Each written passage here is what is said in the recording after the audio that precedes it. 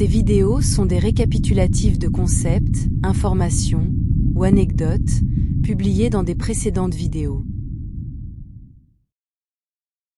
Dans cette vidéo, je ferai référence aux graines d'étoiles comme les principales personnes dont je parle, mais cette vidéo s'applique à quiconque se reconnaît dans ce que je vais dire, et cela peut inclure des travailleurs de la lumière ou simplement des personnes qui sont très conscientes et spirituellement avancées, qu'elles se considèrent comme des graines d'étoiles ou non, bien que je doive insister sur le fait qu'en fin de compte, chaque âme est par définition une graine d'étoile.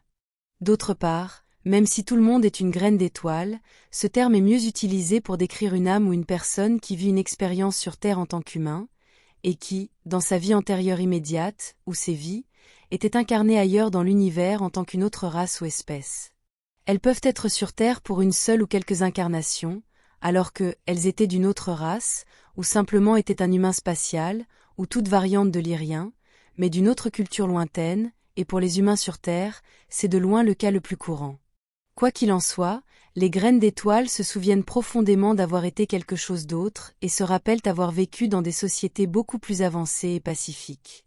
Cela provoque un profond sentiment de mélancolie chez les graines d'étoiles et un très fort désir de retourner là où elles appartiennent, ce qui peut souvent atteindre un niveau de désespoir très élevé, provoquant également de fortes crises émotionnelles lorsqu'elles manquent et pensent à l'endroit où elles appartiennent. Elles n'ont même pas besoin de se souvenir des détails de leur vie passée, car la simple connaissance intérieure est plus que suffisante pour provoquer toutes ces fortes réactions émotionnelles. Ici, je dois également souligner un autre facteur important à considérer, et c'est qu'une personne, graine d'étoile ou non, peut avoir ce fort sentiment de ne pas appartenir au royaume matériel de la Terre.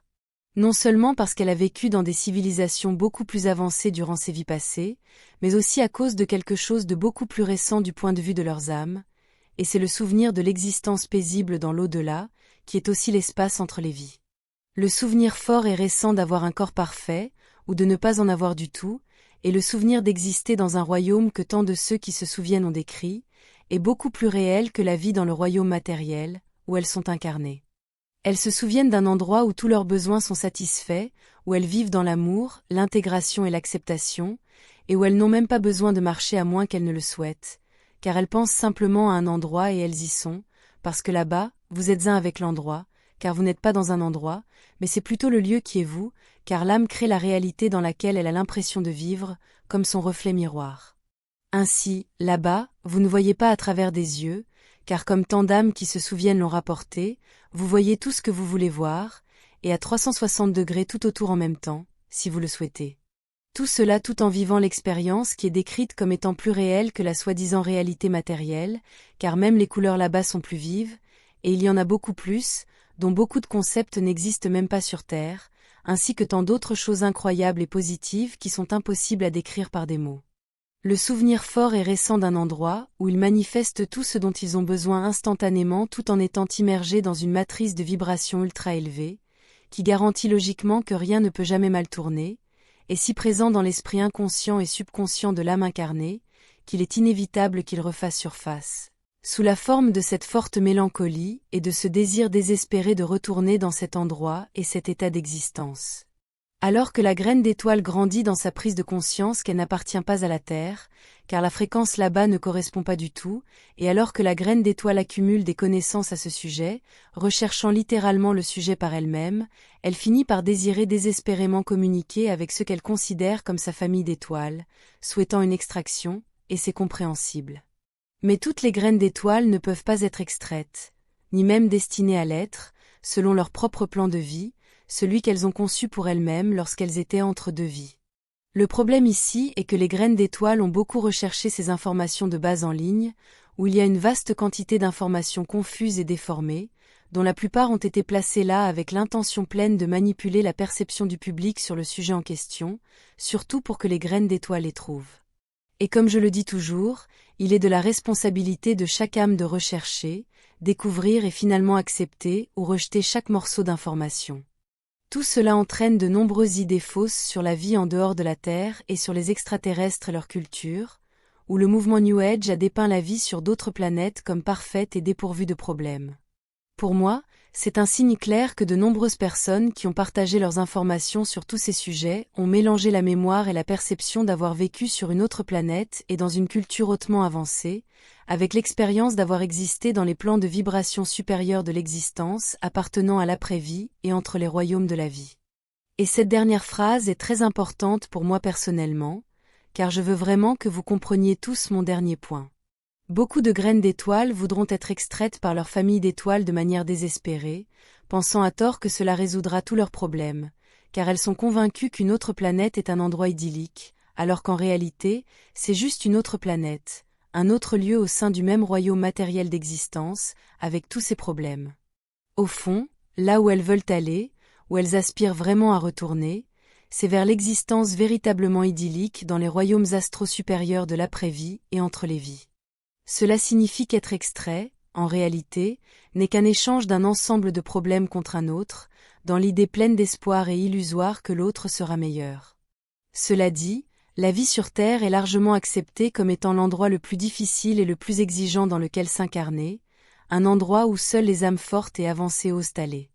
Mais, la plus grande et la plus importante leçon de la vie sur Terre est de réaliser que peu importe où vous en êtes dans l'expérience, tout cela n'est qu'une illusion, car la réalité externe n'est rien d'autre qu'un reflet de qui vous êtes. Donc, peu importe où vous pensez être, sur Terre ou dans un autre endroit lointain de l'univers, qui vous êtes est ce qui compte, et cela se reflétera à l'extérieur, car aussi convaincant que cela puisse être, le royaume matériel n'est rien d'autre qu'une illusion, car aucune âme n'a jamais quitté les royaumes astraux. Il n'y a nulle part où revenir, ou seulement dans une expérience, de manière personnelle, particulière à chaque âme. Je veux dire, le corps biologique matériel n'est qu'un traducteur, pour limiter la vaste capacité de perception d'une âme à une bande passante étroite des 5 ou 6 sens physiques. C'est lorsqu'une âme se souvient vraiment de ce qu'elle est, qu'elle commence à cesser de craindre les choses et les expériences dans les royaumes matériels, sachant que tout est illusoire par rapport à sa véritable qualité illimitée et invulnérable en tant qu'âme. Une âme avancée qui a atteint ce niveau de conscience commence alors à manifester uniquement les meilleures choses dans sa vie, car elle n'a jamais quitté ses royaumes supérieurs où la manifestation est immédiate. Et toutes les difficultés et toutes les mauvaises choses qui arriveront inévitablement dans la soupe compliquée, appelée le monde matériel, changeront de signification, et avec un changement de signification, elles perdent leur drame et leur effet sur l'âme. Les mauvaises choses ne sont que de mauvaises choses parce qu'une personne, une âme a décidé de les interpréter de cette manière, bien que cela soit valable pour la plupart des drames de la vie, il y a certains aspects qui, à mon avis, ne peuvent être que mauvais, comme la souffrance inutile et la cruauté, bien que je sois parfaitement convaincu que d'un point de vue supérieur, même cela est perçu différemment. Vouloir être extrait, ou vouloir transcender la vie sur Terre de quelque manière que ce soit, et désirer revenir à un état précédent meilleur n'est pas seulement parfaitement compréhensible, c'est ce qui nous pousse tous en avant, ce qui nous fait améliorer nos vies. Et c'est aussi pourquoi la vie dans le monde matériel doit être finie, nous ne sommes pas censés vivre éternellement, et nous ne voulons pas vivre là dans un état incarné pour toujours. Nous devons finalement rentrer chez nous, et nous le ferons, c'est une certitude car nous ne sommes jamais partis. Nous sommes incarnés dans ces corps biologiques pâteux et douloureux pour l'expérience, et pour le voyage, et c'est seulement l'interprétation de chaque âme, et où elle place son attention, la valeur qu'elle donne à chaque expérience qui détermine si ce sera un voyage agréable ou chaotique. C'est pourquoi il n'y a rien de plus précieux que de cultiver qui nous sommes intérieurement, et ne pas concentrer toute notre attention sur l'accumulation de choses matérielles, qui ne sont en fin de compte qu'une illusion. Elles nous donnent cependant une expérience, donc elles sont aussi précieuses et ont leur place dans nos vies, et c'est ce que nous voulons, mais ce ne sont que des illusions, et le souvenir d'elles, et de ce que nous avons fait, comment nous avons agi pendant notre vie, sont les seules choses que nous emporterons à la fin de nos incarnations, et c'est ce qui fait grandir nos âmes, c'est ce que toutes les âmes désirent. L'amour, l'intégration, la croissance et l'expansion.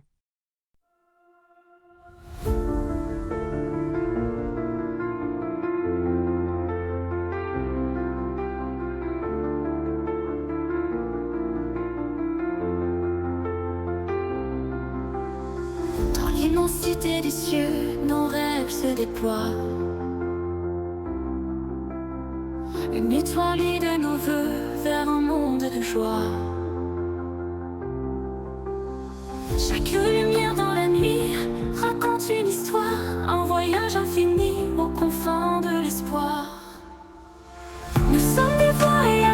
sous un ciel infini, portés par des ailes d'astres, un rêve ébloui. Nos cœurs battent à l'unisson dans la danse des étoiles. Un amour sidéral nous emporte vers l'idéal.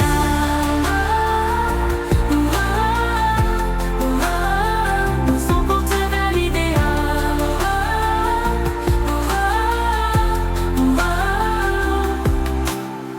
Dans le silence cosmique, nous trouvons notre voix. Chaque note symphonique résonne avec émoi. Un souffle de l'univers emplit nos âmes de lumière. Avec toi je veux parcourir un amour sidéral et fier. Nous sommes des voyageurs sous un ciel infini, portés par des ailes d'astres, un rêve ébloui. Nos cœurs battent à l'unisson dans la danse des étoiles. Un amour sidéral nous emporte vers l'idéal. Nous sommes des voyageurs sous un ciel infini, portés par des ailes d'astres, un rêve ébloui. Nos cœurs battent à l'unisson dans la danse des étoiles. Un amour sidéral nous emporte vers l'idéal.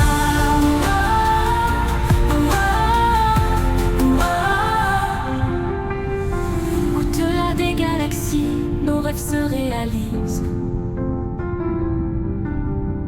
Main dans la main ensemble vers l'éternité.